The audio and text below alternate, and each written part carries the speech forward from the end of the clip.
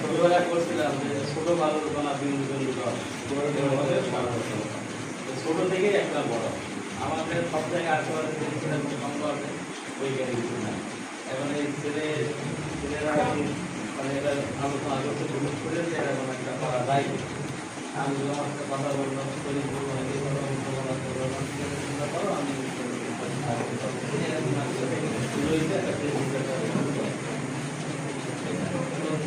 একটা